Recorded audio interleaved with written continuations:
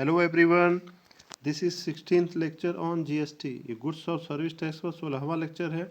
इस लेक्चर में हम टाइम ऑफ सप्लाई के बारे में जानेंगे, यानी आपूर्ति का समय। आपूर्ति के समय को 3 भागों में बांटा है मैंने। देखिए, time of supply of goods यानी माल की आपूर्ति का समय, time of supply of services सेवाओं की आपूर्ति का समय, time of supply under reverse charge यानी विपरीत प्रभार के केस में आपूर्ति का समय कैसे निर्धारण होगा, कैसे ज्ञात करेंगे, ये हम जानेंगे। इसमें भी गुड्स और सर्विसेज को बांटेंगे रिवर्स चार्ज में 2 भागों में, और इस सब को एग्जाम्पल के थ्रू भी समझा जाएगा, इसकी एक्सप्लेनेशन दी जाएगी। अगर आपने रिवर्स चार्ज वाला वीडियो नहीं देखा है तो नीचे डिस्क्रिप्शन में लिंक दिया हुआ है, आप लोग देख लीजिएगा। रिवर्स चार्ज क्या होता है आपको क्लियर हो जाएगा। देखिए, सबसे पहले टाइम ऑफ सप्लाई जानते हैं। इसको पहले ये जान लेते हैं। हमने बताया था पहले भी कि वैट था, सेल्स टैक्स था, इसके पहले वाला जो सिस्टम था टैक्स का, उसमें पॉइंट ऑफ टैक्सेशन जो होता था वो सेल माना गया था। जो टैक्सेबल इवेंट होता है यानी कर योग्य घटना, सेल मानते थे, यानी बिक्री हुई तो कर योग्य घटना हो गई, टैक्स लग जाएगा। लेकिन जीएसटी में क्या है, इसमें सप्लाई को कर योग्य घटना माना गया है। पिछली वीडियो में हमने बताया था इस चीज़ को। तो जो सप्लाई को यानी आपूर्ति को कर योग्य घटना माना गया, तो आपूर्ति कब हुई यानी सप्लाई कब हुई ये जानना जरूरी है, ताकि उस डेट को टैक्स दिया जा सके। यही है टाइम ऑफ सप्लाई। आइए जानते हैं। Time of supply means the point in time when goods और services are considered supplied. When the seller know the time it helps him identify due date for the payment of taxes. इसी को मैंने हिंदी में लिखा है, नीचे देखिएगा। आपूर्ति के समय से आसे समय के उस बिंदु से, देखिए समय के उस बिंदु से है, point of time, point in time है, जब माल या सेवाओं की आपूर्ति समझी जाए या मानी जाएगी। जब विक्रेता आपूर्ति के समय को जान जाएगा तो उसे कर के भुगतान के लिए देय तिथि निर्धारित करने में सहायता मिलती है। जब पता चल जाएगा कि हाँ सप्लाई हो गई, तो आप उसकी टैक्स लायबिलिटी बन जाएगी ना। इसी को देखिए, CGST oblique CGST oblique SGST और IGST must be paid eight the time of supply. यानी कि CGST हो, SGST हो, IGST हो, इस सब का फुल फॉर्म तो आप लोग जानते ही होंगे, का भुगतान आपूर्ति के समय करना होता है। IGST क्या है, inter state goods and service tax, यानी कि एक राज्य से दूसरे राज्य में जब भेजते हैं तब IGST लगता है। एक ही राज्य में जब सप्लाई की जाती है तो CGST और SGST दोनों लगता है, आधा आधा करके। ये तो मैंने बताया है। तो अब आगे देख लीजिए, माल एवं सेवाओं दोनों के आपूर्ति का समय का निर्धारण का आधार अलग अलग है, यानी कि point of supply, time of supply देखने का गुड्स और सर्विस का अलग अलग है। देखिए, पहला है time of supply of goods, यानी माल के आपूर्ति का समय कैसे निर्धारण करते हैं। देखिए, ये है time of supply of goods, यानी time of supply of goods is earliest of the following. Earliest है, ध्यान दीजिएगा, इन तीनों डेट में जो सबसे पहले हो वो डेट मानेंगे टाइम ऑफ सप्लाई गुड्स के केस में, यानी माल के केस में। अब इसको देखते हैं। पहला है date of issue of invoice. Date of issue of invoice by supplier भी आप कह सकते हैं, क्योंकि सप्लायर ही इशू करेगा, पूर्तिकर्ता। दूसरा है last date on which invoice should have been issued, यानी ऐसी कोई डेट, उस डेट तक इशू कर देना चाहिए इनवाइस। इसको अभी समझेंगे। फिर तीसरा है date of receipt of payment, यानी जब पेमेंट रिसीव कर लिया हो। तो इसको निर्धारित करने के लिए भी 2 डेट है। देखिए, earliest of the date of entry in books of account, ठीक है, यानी बुक्स ऑफ अकाउंट में जब एंट्री कर लिया, या फिर credit in the bank account, यानी बैंक अकाउंट में क्रेडिट हो गया या फिर बुक्स ऑफ अकाउंट में एंट्री कर लिया।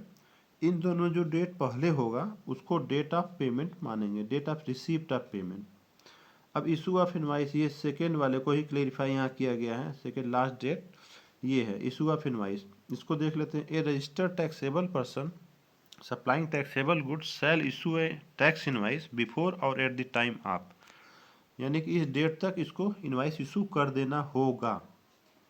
क्या है, देखिए इसमें 2 केस हैं। पहला है मूवमेंट ऑफ गुड्स और दूसरा है does not involve movement of goods.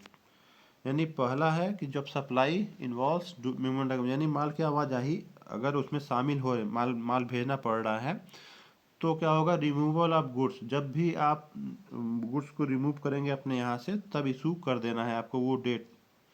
और जब दूसरा क्या है, ये है आपका does not involve movement of goods, यानी माल की आवाजाही नहीं होनी है इसमें। ऐसा हो सकता है माल उसके पास पहले से हो लेकिन उसका मालिक सप्लायर ही हो, तो सेल करेगा तो माल की आवाजाही तो होगी नहीं, उसी के पास ही है, तब बस वो अब बस अपने कस्टडी में रखा हुआ। ऐसा हो सकता है ना कि ये जो एक सप्लायर है और जैसे आपका फ्रेंड है, इसको एग्जांपल समझ लीजिए, जैसे आपका फ्रेंड है, आपके फ्रेंड के यहाँ ही आपका माल रखा हुआ है, आपने खरीदा था उसी के यहाँ रखवा दिया था, अब उसको आपने सेल कर दिया, ठीक है, तो सप्लाई कैसे डिसाइड होगी, आप उनके गोडाउन में रखे हुए हैं, ताला अपना बंद किए हुए हैं, यानी कि कंट्रोल आपका है और मालिक भी आप हैं।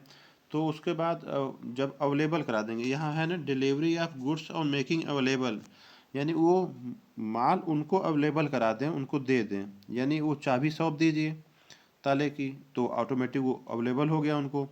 तो और तो उसका इनवाइस इशू की डेट वही होगी जब वो माल उनको अवेलेबल कराया जाएगा, डिलीवरी ऑफ गुड्स। इसी को देखिए हिंदी में हमने कन्वर्ट किया है हिंदी वालों के लिए। देखिए फटाफट इसको जान लेते हैं। माल के आपूर्ति के समय निम्न में सबसे पहले वाली दिनांक होगी या दिनांक या तिथि होगी। पहला क्या है, इनवाइस जारी करने की तिथि। दूसरा अंतिम तिथि, जिस तिथि तक इनवाइस जारी करना आवश्यक हो, जिसको अभी एक्सप्लेन मैंने किया है। तीसरा भुगतान प्राप्त करने की तिथि। भुगतान प्राप्त करने की तिथि दो तिथि है, जब लेखा पुस्तकों में प्रविष्टि की हो या फिर बैंक में जमा कर दिया हो। बैंक में जमा की तिथि, दोनों में से जो पहले हो पेमेंट होता है।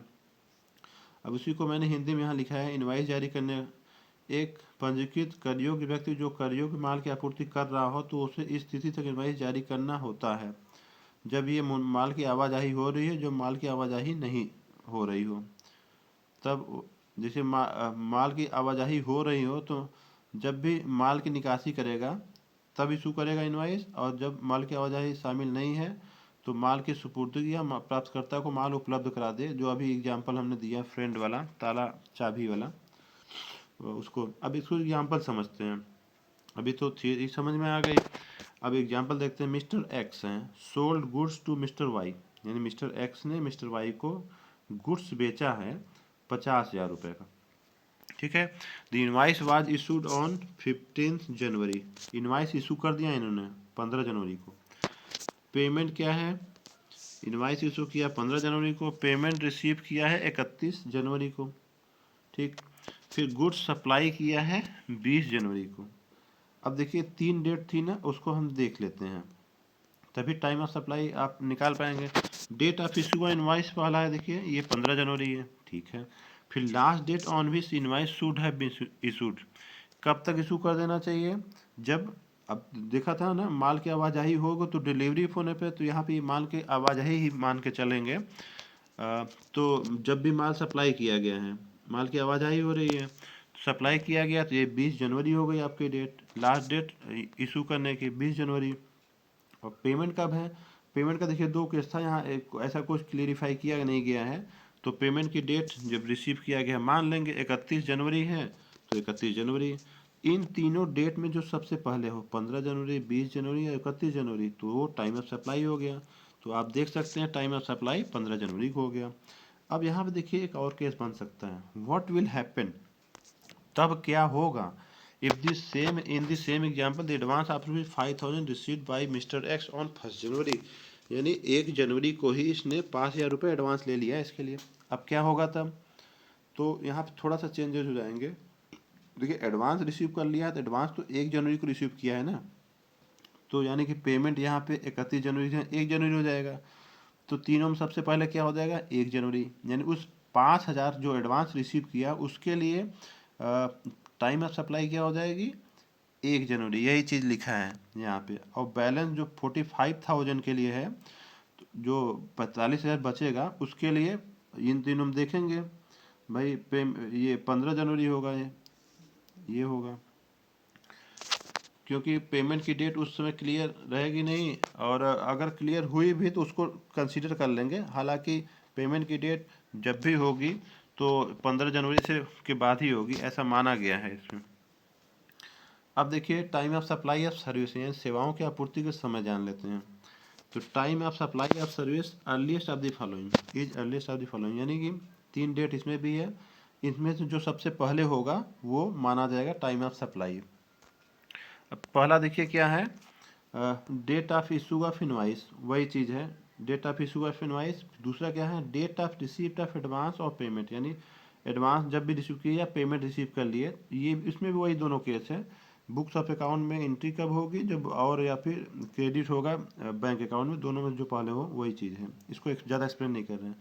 तीसरा देखिए, date of provision of services, ये ध्यान दीजिएगा। If invoice is not issued within prescribe time, यदि इनवाइस टाइम से इशू नहीं किया गया है तो date of provision of service भी ध्यान देंगे। अगर इनवाइस टाइम से इशू कर दिया गया है तो पहला और दूसरा पॉइंट ही ध्यान देंगे, इसको पहले पॉइंट को और दूसरे पॉइंट को ही ध्यान देंगे टाइम ऑफ सप्लाई डिसाइड करने में। इसी देखो हिंदी में हमने लिख दिया है, माल के आपूर्ति के समय नियमित सबसे पहले वाली दिनांक होगी, इनवाइस जारी करने की तिथि, भुगतान प्राप्त करने की तिथि और सेवाओं के देने की तिथि। इसको देखिए एग्जाम्पल समझते हैं। मिस्टर ए है, provide services worth ₹20,000 to mister B, यानी मिस्टर ए ने 20,000 रुपये का सर्विस दिया है मिस्टर बी को। किस डेट को? 1 जनवरी को, यानी रेंडरिंग ऑफ सर्विसेज क्या हो गया, 1 जनवरी हो गया। फिर क्या है, इनवाइस 20 जनवरी को इशू कर दिया गया है और पेमेंट रिसीव किए हैं 1 फरवरी।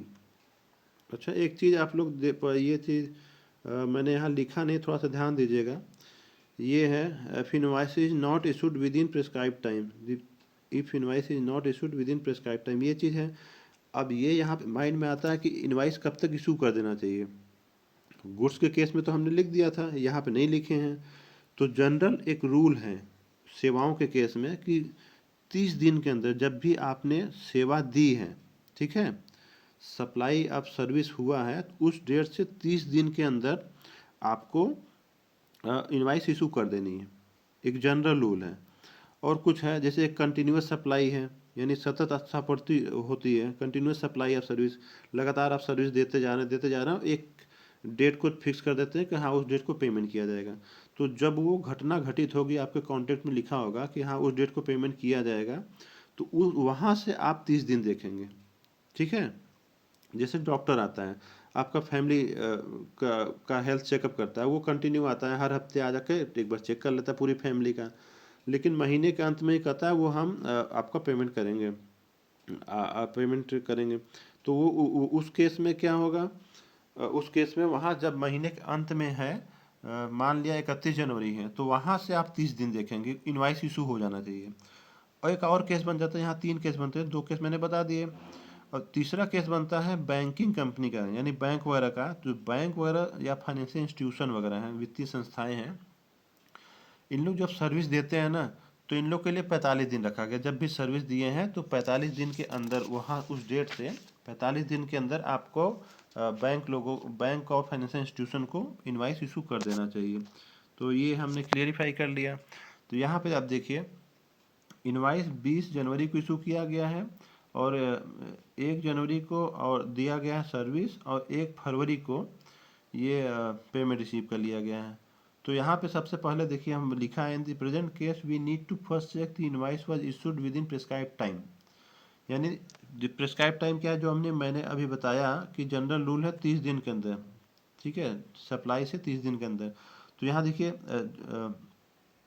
सप्लाई कब हुई है सर्विस की, 1 जनवरी को, इसके 30 दिन के अंदर यानी 31 जनवरी तक हो जाना चाहिए, लेकिन इनवाइस इशू कर दिया है 20 जनवरी को, यानी टाइम से इशू कर दिया है। जब टाइम से इशू कर दिया है तो 2 ही डेट हमने कहा था अभी ने, 2 डेट खाली ध्यान देंगे, पहला और दूसरा, ये दोनों डेट ध्यान देंगे खाली। अब तक वही चीज़ है, देखिए date time of supply will be earliest of the following, date of issue of invoice 20 January और डेट ऑफ पेमेंट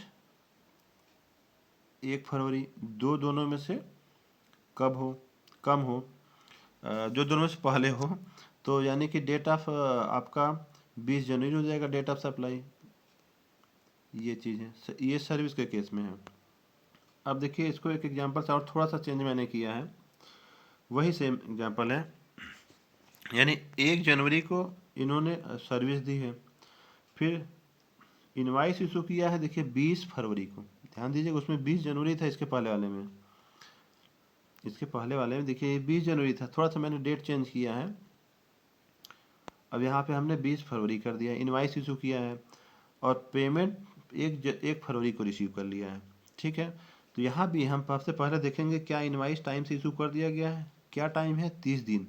30 दिन कहाँ से, जब सर्विस दी गई है, तो 1 जनवरी को सर्विस दी गई है ये, तो यहाँ से 30 दिन यानी 31 जनवरी तक आपका इनवाइस इशू हो जाना चाहिए था। ठीक है, 31 जनवरी को, लेकिन इनवाइस इशू हुआ कब है, ये 20 फरवरी को इशू कर दिया, लेट कर दिया है। तो अब 2 पॉइंट नहीं देखेंगे, तो इनवाइस जब लेट इशू किया है तो पहला वाला पॉइंट भूल जाएंगे। किस पॉइंट को, आप ये देखिए, ये वाला इनवाइस जब देर से इशू किया तो इस पॉइंट को हम कंसीडर नहीं करेंगे। दूसरा है पेमेंट की डेट और सर्विस जब दिया है उस डेट को, इन दोनों में से डेट को देखेंगे कौन पहले है। वही चीज़ें यहाँ देखिए, date of receipt of payment 1 फरवरी को है और date of provision of service 1 जनवरी को है। तो दोनों में से पहले कौन हुआ, 1 जनवरी, तो आपका सप्लाई ऑफ सर्विस कब हो गया, 1 जनवरी। यही है 1 जनवरी सप्लाई ऑफ सर्विस इस केस में। इसको एक मैंने 2 एग्जांपल बता दिया, क्योंकि एक टाइम से इशू किया गया है और एक टाइम से इशू नहीं किया गया इनवाइस, तो दोनों को हम कवर कर लिए इसमें। अब देखिए, देखते हैं time of supply under reverse charge, यानी कि विपरीत प्रभार जो बनता है उस केस में क्या होता है। तो यहाँ पे भी देखिए 2 केस बन रहा है विपरीत रिवर्स चार्ज के केस में, एक सप्लाई ऑफ गुड्स है, एक सप्लाई ऑफ सर्विस है। ठीक है, तो गुड्स के केस में देखिए क्या होगा, वही तीन केस हैं। Date of receipt of goods, देखिए रिवर्स चार्ज होता क्या है ये बता दें हम। जब ऐसा होता है ना, सप्लायर सप्लाई कर रहा है तो सप्लायर की ही रिस्पॉन्सिबिलिटी बनती है वो जीएसटी देने की, लेकिन ऐसा कुछ केसेस होते हैं कि जब सप्लायर नहीं, रिसिपिएंट की लायबिलिटी बनती है कि वो टैक्स दे। ठीक है, तो उसी को रिवर्स चार्ज करते हैं। तो अब यहाँ पे जब रिसिपिएंट की लायबिलिटी बन रही है तो यहाँ पे date of receipt of goods हो गया पहला, वहाँ इशू ऑफ इनवाइस था। ठीक है, अगर आपको ये रिवर्स चार्ज का कॉन्सेप्ट नहीं समझ आ रहा है तो मैंने बताया ना, को डिस्क्रिप्शन में लिंक दिया है रिवर्स चार्ज वाला, वो आप लोग देख लीजिएगा। दूसरा है डेट ऑफ पेमेंट। अब डेट ऑफ पेमेंट में भी 2 डेट हैं, वही चीज़ उसी तरह का है, थोड़ा सा चेंज है खाली, यानी as per books of account, यानी बुक्स ऑफ अकाउंट में एंट्री कर दी गई है। और दूसरा डेट ऑफ डेबिट, वहाँ क्रेडिट था यहाँ डेबिट हो गया, क्योंकि रिसिपिएंट की बात कर रहा है, उसके बैंक अकाउंट से डेबिट होगा, पेमेंट करेगा ना। और तीसरा है date immediately following 30 days from the issue of invoice, जब भी इनवाइस इशू होगा वहाँ से 30 दिन गिन लेंगे। ये तीनों डेट में जो सबसे पहले होगा वो टाइम ऑफ सप्लाई हो जाएगा। फिर अब time of supply of service के केस में देखिए 2 डेट हैं, ये है time of supply of service, दोनों में जो डेट पहले हो वो टाइम ऑफ सप्लाई हो जाएगा। पहला क्या है, date of payment. Date of payment वही है जो हमने बताया था, बुक्स ऑफ अकाउंट में एंट्री कब हो या फिर बैंक अकाउंट में डेबिट हो गया, देखिए डेबिट, जो भी दोनों से पहले हो डेट ऑफ पेमेंट हो जाएगा। और दूसरा क्या है, date of immediately following 60 days from the issuance of invoice, invoice issue करने से या फिर ऐसा कुछ इनवाइस के जगह कुछ और डॉक्यूमेंट इशू करते हैं तो वहाँ से 60 दिन गिनेंगे। यहाँ ध्यान दीजिएगा, यहाँ 30 दिन है और यहाँ पे आपका 60 दिन है। सर्विस के केस में 60 दिन, सर्विस बड़ा होता है, लिखने में ये मीनिंग की बात कर रहे हैं, सर्विस बड़ा होता है तो याद करने के लिए 60 दिन। गुड्स में 5 ही लेटर है तो 30 दिन याद करने के लिए आपको एग्जाम के लिए। इसी को देखिए हिंदी में मैंने कन्वर्ट कर दिया है। रिवर्स चार्ज के अंतर्गत आपूर्ति के समय, माल के आपूर्ति के संबंध में, आपूर्ति के समय निम्न में सबसे पहले वाली तिथि होगी, पहला माल प्राप्ति की तिथि, दूसरा भुगतान की तिथि। भुगतान की तिथि में क्या है, लेखा पुस्तकों में प्रविष्टि या बैंक में डेबिट किया जाएगा, जो दोनों से कम हो भुगतान तिथि। इनवाइस जारी करने की तिथि से 30 दिन। ठीक है, और फिर सेवाओं के केस में क्या है, भुगतान करने की तिथि वही चीज़ है, इनवाइस जारी करने की तिथि से 60 दिन। ये हिंदी वालों के लिए है, थोड़ा जल्दी जल्दी कर रहे हैं आप लोग, पॉज करके नोट कर लीजिएगा, इसको अपने नोट्स बना लीजिए। अब इसको देखिए एग्जाम्पल से समझते हैं। ABC private limited bought goods worth ₹20,000 from N unregistered dealer. देखिए अनरजिस्टर्ड डीलर से खरीद रहा है तो ABC प्राइवेट लिमिटेड रिस्पॉन्सिबिलिटी बन गई ना कि ये गुड्स का GST का पेमेंट करें। तो यहाँ पे रिवर्स चार्ज का केस बन रहा है। अब इसे देखिए, पेमेंट रिसीव किया है 5 जनवरी को, बैंक अकाउंट में डेबिट हुआ है 20 जनवरी को, और एंट्री देखिए बुक्स ऑफ अकाउंट में किया है 15 जनवरी को। मैंने यही बोला था ना, यहाँ देखिए वो केस हम कवर कर रहे हैं पेमेंट वाला। तो डेट ऑफ तो 3 डेट है, ये गुड्स का केस है, तो टिन डेट देखिए 5 जनवरी को रिसिप्ट ऑफ गुड्स हो गया, और डेट ऑफ पेमेंट कब है 15 जनवरी को। 15 जनवरी कैसे हुआ, देखिए बुक्स ऑफ अकाउंट में डेबिट कब हुआ है 20 जनवरी को, लेकिन books of account bank account में डेबिट हुआ है 20 जनवरी को, लेकिन बुक्स ऑफ अकाउंट में 15 जनवरी को। इन दोनों में जो पहले हुआ 15 जनवरी वो डेट ऑफ पेमेंट हो गया। अभी तक इस एग्जाम्पल में इस चीज़ को कवर हम नहीं किए थे, यहाँ कवर कर लिए हैं। डेट ऑफ पेमेंट 15 जनवरी हो गया, और डेट इमीडिएटली फॉलोइंग 30 डेज, यानी 30 दिन आगे कह रहा है कहाँ से, इशू ऑफ इनवाइस। इनवाइस कब इशू हुआ है, देखिए 1 फरवरी को इनवाइस हुआ है, तो यहाँ से 1 महीने आगे 1 मार्च हो गया। इन तीनों में से जो डेट सबसे पहले होगा वो आपका टाइम ऑफ सप्लाई होगा, यानी 5 जनवरी सप्लाई हो गया। अब देखिए इसी को हम सर्विस के केस में देख लेते हैं। ABC private limited under took service of A director, director service ले रहा है तो ये रिस्पॉन्सिबिलिटी कंपनी की हो जाती है कि रिवर्स चार्ज के अंतर्गत वो पेमेंट करे। 40,000 का सर्विस लिया है 15 जनवरी को, invoice was rest on, invoice देखिए 1 जनवरी को कर दिया गया है, और पेमेंट 1 मई को किया गया है। तो देखिए डेट देखते हैं, डेट ऑफ पेमेंट क्या है 1 मई है, और 60 दिन, इनवाइस की डेट से 60 दिन, ये दो ही केस था इसमें देखे तभी हम लोग। 60 दिन इनवाइस की डेट से 60 दिन आगे बढ़ गए, यानी कि 60 date from the date of invoice. Invoice 1 मई को इशू किया गया था, 1 फरवरी है, ये है 1 फरवरी को इशू किया गया था इनवाइस, तो यहाँ से 60 दिन आगे बढ़े तो 2 अप्रैल आ गया। फरवरी है, मार्च, अप्रैल, 2 अप्रैल या 1 अप्रैल ही कर लीजिए। तो date of supply, time of supply of service क्या हो गया 2 अप्रैल। आई होप आप सबको ये कॉन्सेप्ट क्लियर हुआ होगा। अगर कोई प्रॉब्लम होती है नीचे कमेंट बॉक्स में आप लोग पूछ सकते हैं, और अगर हमारा प्रयास अच्छा लगता है तो ज़्यादा से ज़्यादा लोगों को शेयर कीजिएगा और लाइक करना नहीं भूलिएगा। थैंक यू ऑल, आप सभी ने लास्ट तक वीडियो देखा उसके लिए।